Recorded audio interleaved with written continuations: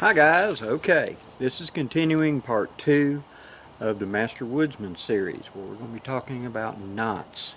Now in my first video I talked about how to set up certain knots. Now what I'm doing is showing you how to set up a camp. Okay, we dealt with ridge lines and ways to connect ridge lines.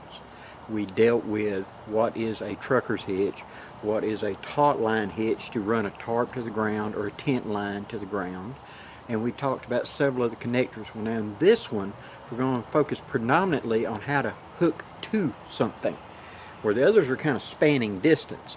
This is actually how you anchor to something.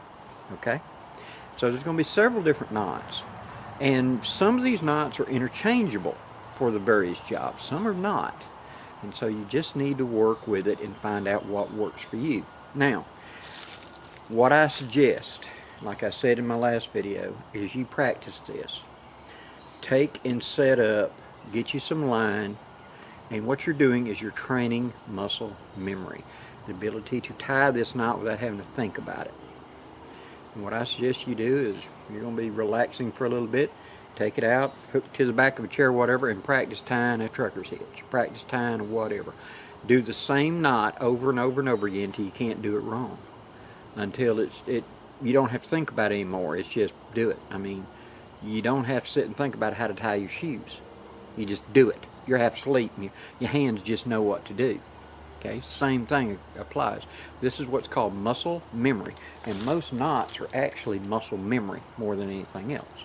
Just knowing which muscle trigger to tell them to tie. Okay, the first one we're going to talk about is the half hitch. Now, I want to anchor a line to this, and I want to pull it snug, and it hold under tension. Can take a little bit of slack, which means that it's not something that's got to be kept blood tight to stay tight, and we'll get into that in a minute. But I want it to be anchored to this and yet be very easy to untie. Okay, so it's going to be called the half hitch. Now we're going to go around our target like that. We're going to cross over the top, and that's going to form a pocket right here, see? Now we're going to bring it up through that pocket, and we're going to pull it down tight, just like that. Just like you do for a beginning before you put the bow on a bow knot. Now, pulling the two lines side and side like that.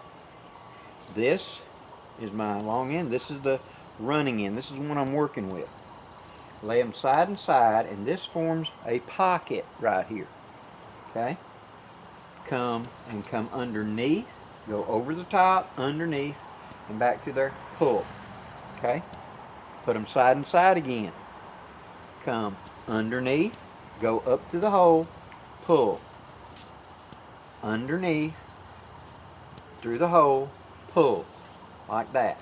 And that's going to form a series of half hitches. What it's doing is actually binding back into itself. Now I'm going to set it up close, and you're going to get to see this up close now. Okay, the half hitch. We take the running line in the left hand, and the end we're going to be working with our right hand. We're going to come around the tree. Okay? Now I'm going to come underneath, go over the top, and go back to that hole. Just like that. I'm going to pull it.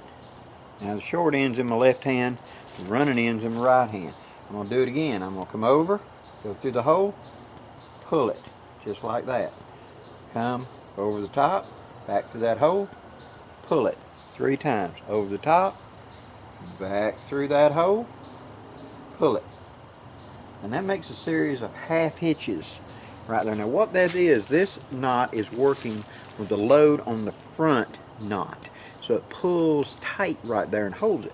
The additional knots are not in the load. They're just not willing to be drugged through the first knot. So when you pull it good and tight, it will hold a pretty good bit of weight, but it's only that first knot that's really holding the load. It's very easy to untie because all I got to do is take my finger down and grab that loop closest to me and start pulling, and it will just unravel. See? Because see, what I've basically done is I've created a constrictor knot that can't pull the rest of this extra cord, the loops, back through it. So let's go through that one last time. We're going to start line in my left hand, short end in my right hand, go around the tree, cross under, come up, go through the hole, pull. Now that puts the short end of my left hand. Now I'm going to come up, go over the top, come through the hole, and pull. Come under, go through the hole up top, pull. Come under, go up through the top, pull 3 times. Now that is a half hitch. This allows me to hook a line fairly easily, but it's easy to undo by just grabbing my fingernail and pulling. I can pick it apart very easily, grabbing whatever loop's closest to me, and it will undo till I probably get to that last knot, and it's going to be a little bit tight. But I can pick it apart, see. It's a knot that's very easy and quick to tie and does a very good job of holding a relative load. I can tie off a ridge line, I can tie off an anchor or something like that to it. A lot of times I'll half hitch it to a tent stake because that's the anchoring on that end, see. So that's what that's for, a half hitch knot. Okay, the next one we're going to talk about is a timber hitch. Now this is a way of hooking a line to a tree or something like that that's probably going to have a pretty good bit of weight on it, a lot of weight, and due to weather those trees may be sawing back and forth and it's going to get tighter and tighter, and it's not, I can absolutely get out without anything special. Okay, so here's how this works. I'm going to come up to it, and this is a directional load specific knot. Now let me put that in English. Timber hitches were used in historic time where you would take this bar that was hooked to 2 horses and 2 big old wheels, and you would straddle the very end of a log. They would then lift the log up and run a rope under it, tie this timber hitch, and when they teeter-tottered down the tongue, it would lift the front end of the log up and they'd hook it to the horses, and that's how they drug logs out of the woods. Well, that's a lot of power. 2 full-size horses straining, pulling a 2-ton log out of the woods. And that rope gets tighter and tighter. When they got up there, you couldn't untie it unless you did a timber hitch. And that was a quick disconnect hitch. You took the, we'll call it the key end, and yanked, and it just unlooped, unlocked, and allowed them to drop the log in place without having to untie. Just yank and it fell off. But it would hold tighter the tighter it pulled. But it's directional sensitive. Now let me show you what that means. I want this line to go like this, okay? So I need to tie this knot where the final direction of it is pulling tight against the tree. If I want the line to go that way and I tie it this way, when I pull it that way, the knot will not have any power. Now here's what we're going to do. Watch. We go around the tree, okay? We come over the top. Live ourselves a nice long run right here. Come back underneath, and then right here where it goes back around the tree, we're going to take this and we're going to make a series of 3 loops, pushing it over the top and working it around the tree. 1, 2, and finally 3. Pushing it way around the tree.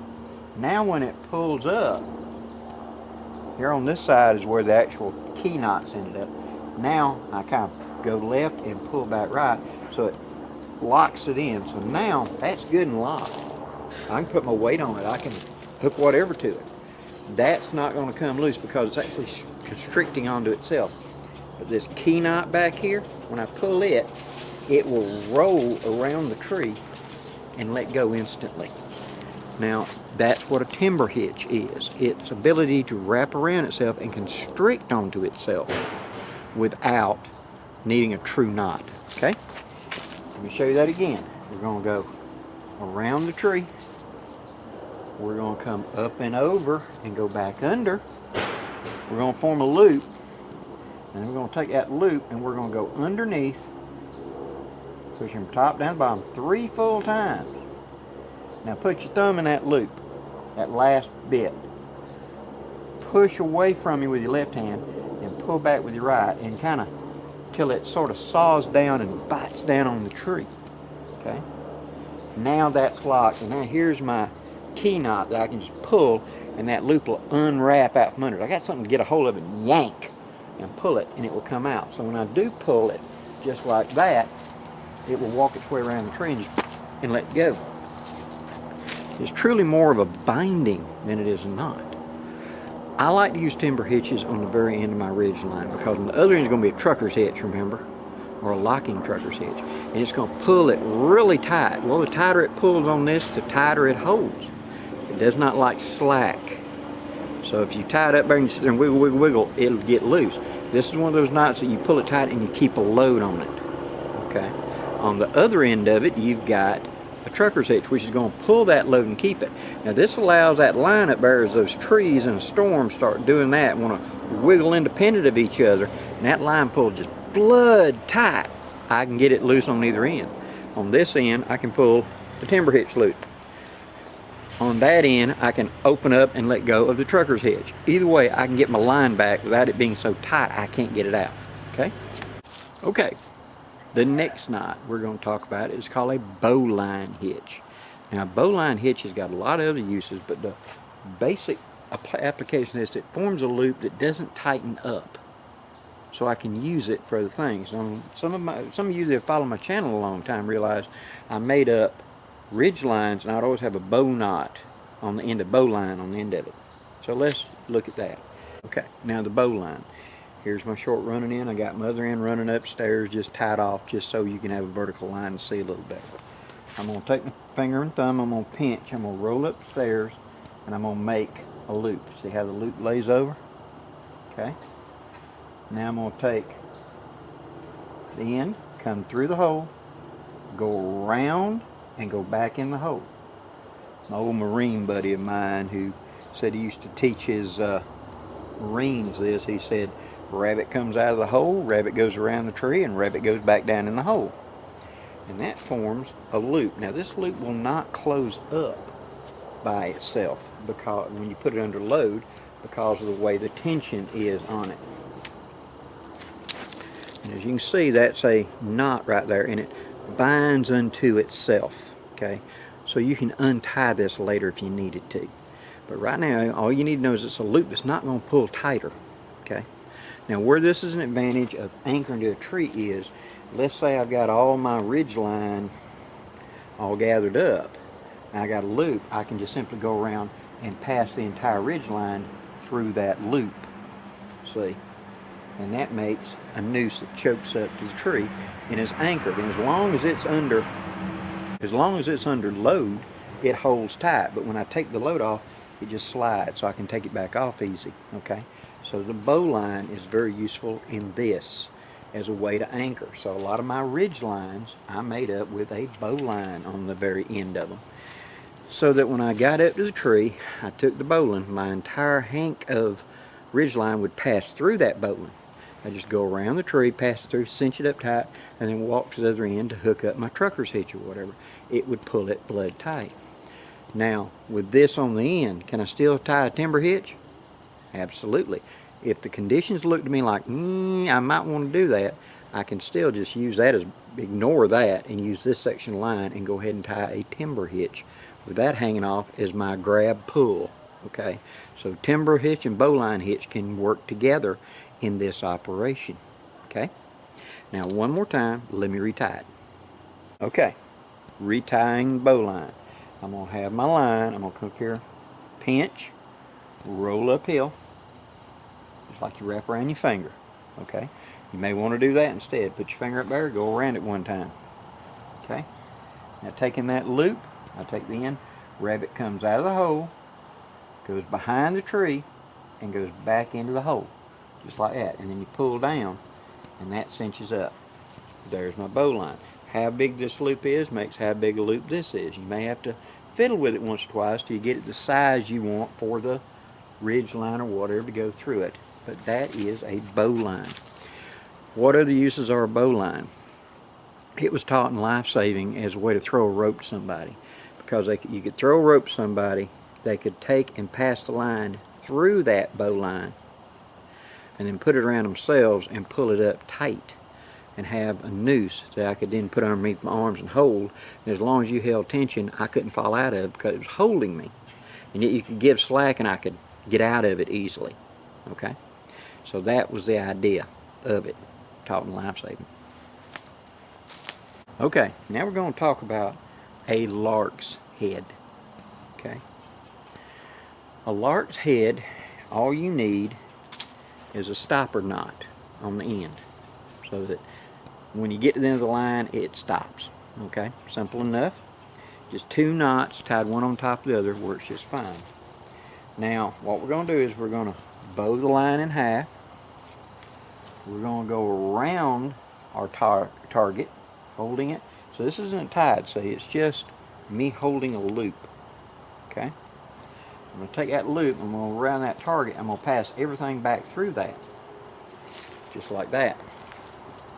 Now, holding on to the end of that knot, I'm going to start pulling until everything saws down to it. Just like that. And that, you got to saw it once or twice, is a lark's head. Now what this is a way to hook a rope, a line to a grommet in a tarp and leave it without a big wad of knots. Because the only thing there is that little bitty piece. And what I have done, a lot of times I've tied a stop knot. I've got right there, and then I've tied a half hitch to make sure it stays. And let me show you that right quick. This is one of them knots that's super easy to untie. You've got a grommet in a tarp and you're wanting to go around and hook to it. This is one way to do that. Okay. All I'm going to do is, and just for the sake of this, okay, I'm going to do it like a Canadian jam knot. I'm going to come down here and put another stop knot in.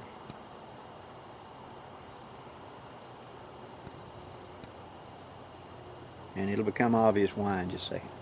So I've got, like a Canadian jam knot, 2 knots and 2 knots. I grip it. I grip it at the stop knot. I go around my target and I push everything through the loop. Just like that. Now I pull until that stop knot binds up against the loop I've created. Just like that. Now I can pull tight, it ain't going nowhere. You remember this little extra piece I just made? Do a half hitch, like 2 half hitches. Just like that. That ain't coming undone. But it's very easy for you to untie. See? Now this is something I can put a lot of weight on. That ain't coming undone. Because the loop going to the stop knot is acting like a noose. It's a constrictor. And yet, it's easily undone. Because when I get done, all I got to do is just half hitch, and then that stop knot is only there keeping it from sliding through. It's a blockage, like the Canadian jam knot. Now if I go against the loop, it breaks and comes right off. And that's a lark's head. Predominant use. You're going to use something like this to hook through a grommet in a tarp or something like that, because it works very well for that. Yeah, you could use a jam knot. Same idea. You already know how to tie it. And you're going to find that a lot of these knots are interchangeable, like I said. So it's what am I doing and what do I want it to do right now. Well, I could use this knot or I could use that knot. And over time, you'll develop your personal way that you like to do it. Well, I like to use a timber hitch if it's inclement weather on this side. It's not going to be inclement weather on my right now, so I don't need it from ridgeline, so a simple bowline. Through it, pull it, trucker's hitch. I need to put a lot of weight on this ridgeline. I got things that's going to be, I'm going to have to hook stuff to my ridgeline, locking trucker's hitch. I'm going to pull that sucker blood tight, and therefore hook it and be able to be a ridge holder. We'll get to that in a minute on how to put stops in it. We'll get to that. But the object of the game is you're going to look at your situation and change the knots accordingly once you learn the knots. Okay? Okay, along that same line, we're going to talk about a Prusik knot. Now, as I mentioned before, a Prusik knot on a ridge line is somewhere where I can put an anchor point, where I can clip a lantern, or I can hook a tarp to a ridge line so it's adjustable, yet it holds tension. And for those, I quite often use bank line onto paracord as a way of doing it. And it works very well that way. But why would I ever need a Prusik knot onto an anchor like this? What if this is not a tree, but this is a steel pole? Because and you're doing your bushcraft, woodscraft, there are going to be opportunities where you're at a state park, or you're at whatever, or you're at home trying to do something, and this is a fence post, a steel fence post. It is not a little old bitty slick tree, and so I try to tie a knot to it, and it wants to slide down because the material is so slick, and I don't seem to be able to pull it tight enough. That's where the Prusik type comes in. And all we're going to do is we're going to take that line, okay, going to make a big loop like this.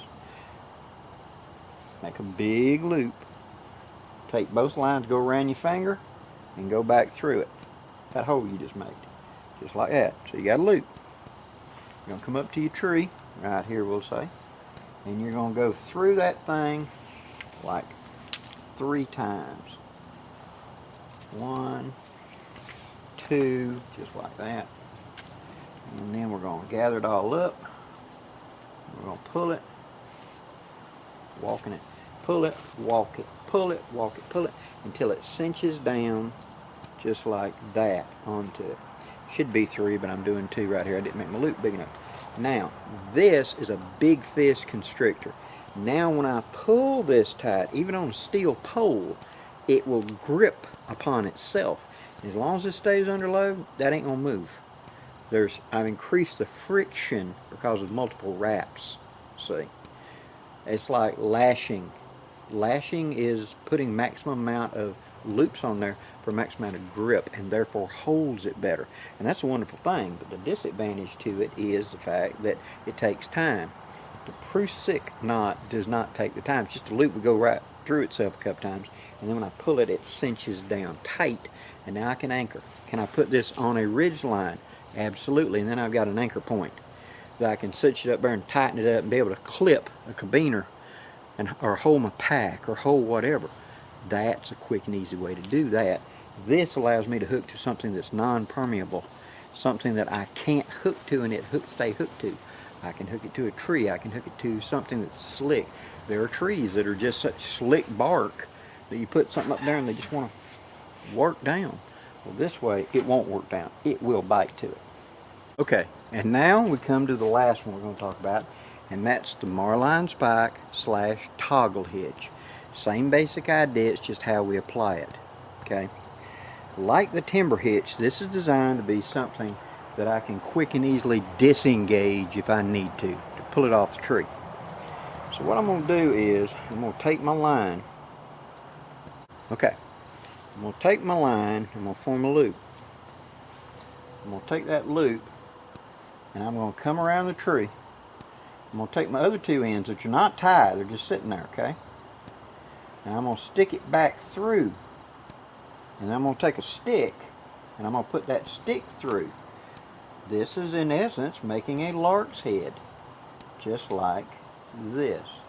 Now, whenever I pull it really tight, like that, that's taking the load right there. There's that little short end left, but that is hooked to it, and I can pull as hard as I want. It's using compound leverage to keep this anchored to this. This will not come out by itself. It'll twist around a little bit, but under load, but it's locked. But when I grab that stick and pull it, it comes off the tree. Okay, let me show you that again. I'm going to make a longer tab this time. Okay, I'm going to take the 2 ends, I'm going to go around the tree, I'm going to pass this double row through there, and that makes a pocket right here. Okay, I'm now going to take my stick, stick the stick in there, grab both these lines, saw back and forth, and pull as this cinches down tighter and tighter and tighter. And once it gets good and tight, I'm going to let go of that running line, and I'm doing this. Now that is bound because that's a toggle hitch right there. Now this is under full load, and I can grab that and twist it and work it out, and it falls off the tree. It's a quick disconnect. Okay. Now when this is on a one that's already attached to a tree, now this, let me give you this real quick. A couple of half hitches, just like that. Now I've got a line And this is, let's say it's going to be a ridge line. And I need to tie something right here. This is where I want it. If I've got a ridge line and I hook a pack to it, and it's not on a Prusik or anything like that, what's going to happen?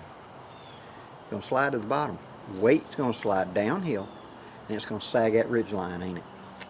I want it to stay up here at the top of the hammock or the top of the shelter, not down here in my way. I want it to stay here.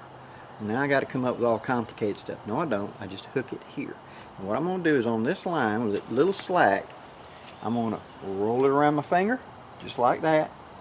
And I'm going to take that loop and pull a loop up through it and put a toggle in place. Now pull it tight. That's a Marlin spike. Now I can hook a pack onto this by taking my strap and coming this way, go over underneath the top and hook to it, and it'll hang right here, and this won't go forward or back. It's an anchor point. What else is this good for, Blakey? I need a handle. I need to pull this blood tight because I've got a line going across this creek, and me and the friends, we want to cross this creek, but we want to send our packs across without us being encumbered by them to cross the creek. Well, we've got a line on the other side, so we've got a man that's already swam across and thrown me back a line. I can do this Marlin spike hitch, pull it tight, and then wrap this excess line around it as a toggle. Now I've got a badass toggle I can put my full body weight on and be able to pull that line blood tight to make things slide like a tightrope.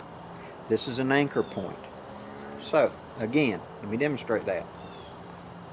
You start with the line a little bit slack.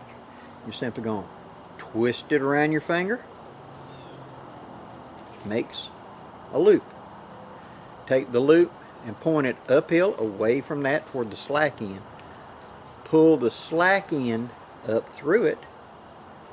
Stick your toggle in that hole and pull. And it locks down from both sides to create this toggle hitch like that. So we can hook a toggle hitch to the tree to pull and release it. And I can put a toggle hitch in the line to be able to hook packs, hook gear, and etc. And when we go to setting up camp here in a couple of videos, what I'm teaching you now is the basic ideas about what I will be doing and teaching you. So I say we're going to run a ridge line. I've just already showed you in that one and this one the knots for hooking up a ridge line. So that way I can say, okay, put a timber hitch here and put a trucker's hitch there. We're going to hook this up, put half hitches.